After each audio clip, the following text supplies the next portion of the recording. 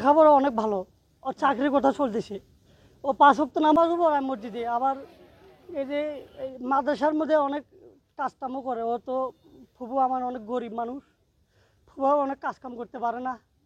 ও আর কি এই যে কম্পিউটার শিখতেছে গাইবান্ধা।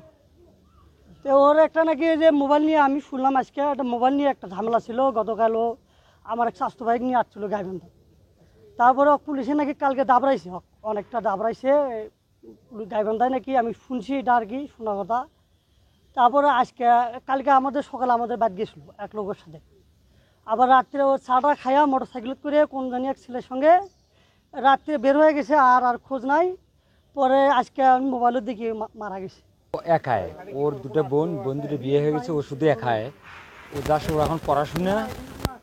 আমার তো ভাগ্নে, আমার জানা মতে ও ছোটবেলার থেকে আজ পর্যন্ত ক্রিকেট খেলাতে কি জিনিস ও বলতে পারে না, ফুটবল খেলাতে কি জিনিস ও বলতে পারে না। ও শুধু পড়াশোনা, বাড়িতে কম্পিউটার আছে, মোবাইলে এটা সেটা হাবিজাবি এগুলো আর কি, ও ধান্দার ভিতরে আছে। প্লাস এখনো বিয়ে শাদী করে নাই, চাকরি বাকরি করার পরে ও বিয়ে শাদী করবে আর কি। তবে ওর ব্যাপারে আপনারা বাড়িতে যা জানতে পারবেন, শুধু আমি একটা গ্যারান্টি দিতে পারবো, 10,000 ছাত্রের মধ্যে ও 1 নম্বর সিরিয়ালে থাকতে হবে। এইরকম একটা ছেলে, 10,000 ছেলের ভিতরে ও 1 নম্বর সিরিয়ালে থাকতে হবে। ওইরকম একটা ছেলে। কালকে জাস্ট 9টা 9:15টার ভিতরে আমি রাস্তার ধারে সাইকেল নিয়ে দাঁড়াই আছি, মানে এক জায়গায় পাশে গ্রামে বেড়াতে যাব। তখনও দেখি ও মোটরসাইকেল চলে আসতেছে। ওর পেছনে কে ছিল তা জানি না, কিন্তু আমার তো ভাগ্নে, আমার সামনে দিয়ে এলে আমি কণ্ঠটা বুঝতে পারবো না। ওর কণ্ঠটা আমি চিনলাম, ওর মোটরসাইকেল চলে আসতেছে, আমি ওখানে সাইকেল নিয়ে দাঁড়িয়ে আছি, আমি পাশের গ্রামে বেড়াতে যাবো। আমি কথাটা বলি যাই গাইবান্ধা যাই, এটা সেটা করা যাবে। কালকে ওই টাইমে যে আমি ধর কথাটা শুনতে চলে যাচ্ছি, অহন বন্ধু আর এখন বন্ধু আমি আর লাল দেখতে পাচ্ছি। সে তো সাঁতার জানতো, সে জীবন বাঁচানোর জন্য সে তো সাঁতার দিয়ে জীবন পার হতে পারতো। নিশ্চয়ই পুলিশ তাকে টর্চার করছে, টর্চার করার কারণে সে হয়তো বা ওকে টর্চার করে ডিগিতে নিয়ে গেছে, নিয়ে যাওয়ার কারণে হয়তো ওখানেও সে মারা গেছে। উনি যদি টর্চার না করতো, সে তো সাঁতার কাটি, সুস্থ মানুষ একজন, অবশ্যই সাঁতার কাটি পার হয়ে যেতে পারতো। তো আমরা যতদূর ঘটনাটা জানতে পারছি, সিজু মিয়া নামে এক ব্যক্তি, তিনি গাইবান্ধা সদরের বাগুড়িয়া গ্রামের একজন অধিবাসী। তো তিনি গতকালকে রাত 8:40 সময় আমাদের এই সাগাটা থানায় সে আসে, এবং স্বাভাবিক অবস্থায় এসে সে ডিউটি অফিসারের কাছে জিজ্ঞাসা করে যে তার একটা মোবাইল ফোন হারিয়ে গেছে, সেই হারানো মোবাইল ফোনটা সংক্রান্ত বিষয়ে সে জিডি করতে চায়। কিন্তু আমাদের ডিউটি অফিসার লিটন তখন ছিল। ডিউটি অফিসার তাকে বলার চেষ্টা করে যে আপনার মোবাইল নাম্বার, যে ফোনটা হারিয়ে গেছে সেই ফোনের IMEI নাম্বার, এগুলো কিছু তথ্য বা আপনি কোথার বাসিন্দা। তো তিনি সেই সময় 15 থেকে 20 মিনিট আমাদের ডিউটি অফিসারের কাছে ছিলেন, কিন্তু তিনি এই সংক্রান্ত কোনো তথ্য দিতে পারেন না।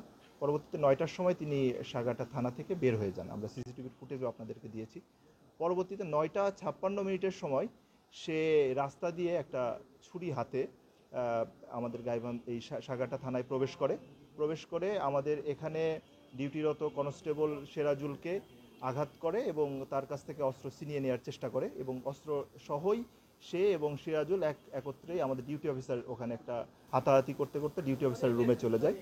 এবং ডিউটি অফিসারের রুমে যাওয়ার পরে সেখানে সে তার হাতে থাকা ছুরিটা দিয়ে এলোপাতাড়ি আক্রমণ করার চেষ্টা করে। সেখানে আমাদের একজন ASI, আপনারা জানেন, তিনি আহত হয়েছেন, এবং আরও কয়েকজনকে সে আঘাত করতে উদ্যত হয়। পরবর্তীতে 9:57 সে ওই ছুরি হাতে নিয়েই দৌড়ে এখান থেকে ডান দিক দিয়ে চলে যায়।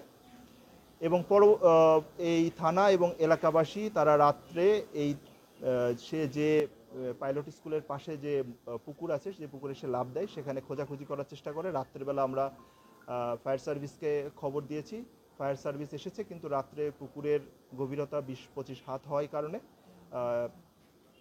রাত্রেবেলা তারা অভিযান পরিচালনা করতে পারেন নাই। পরবর্তীতে সকালবেলা ফায়ার সার্ভিস অভিযান পরিচালনা করে এবং সেখান থেকে লাশ উদ্ধার করে, সিজু মিয়ার লাশ উদ্ধার করে। পরবর্তীতে আমরা তার নাম, ঠিকানা, পরিচয় জানতে পেরেছি। এ বিষয়ে মোটামুটি আমাদের কার্যক্রম চলমান আছে, একটা মামলা রুজু করার প্রক্রিয়াধীন আছে, EDA মামলা, আপনারা বুঝতেছেন। তো আপাতত আমাদের কাছে এই তথ্য আছে, পরবর্তীতে মামলা চলমান অবস্থায় আছে, পরবর্তীতে আমরা তদন্ত সাপেক্ষে আরও বিস্তারিত জানাতে পারব।